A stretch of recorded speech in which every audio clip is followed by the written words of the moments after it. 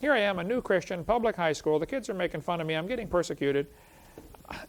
Your book better be right. I'm quitting if it's not. It just bothered me. Maybe it doesn't bother you about the value of pi, but it bothered me. I read the story over and over, and finally it jumped out at me. Verse 5 says it was the thickness of it was a handbreadth. This thick. That's a lot of brass.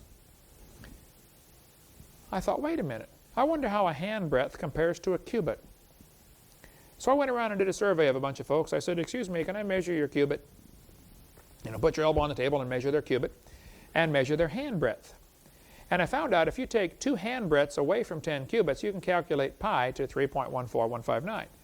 It could be that they were measuring the diameter of this bowl, the outside dimensions, including the thickness of the brass, and the circumference was around the inside. That's one theory. It certainly works fine. The second theory is that it had a lip on it, and it was 10 cubits around to the outside diameter of the lip, but 30 cubits around the basic part of the bowl. Either one of those would solve the problem. It's not a problem. There's no contradictions in the Bible. Some people say, what about in 1 Kings? It says Solomon had a molten sea that held 2,000 baths. It's about 8 gallons each for a bath. And yet 2 Chronicles says it held 3,000 baths. Well, just because it could hold 3,000 doesn't mean it always did.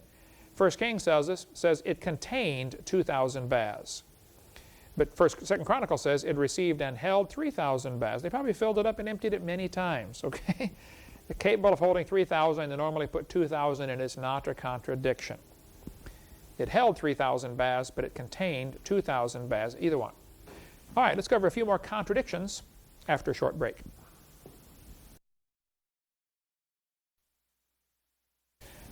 Okay, let's talk about a few more of the supposed contradictions in the Bible, and then get into a few more questions that frequently come up in our seminars.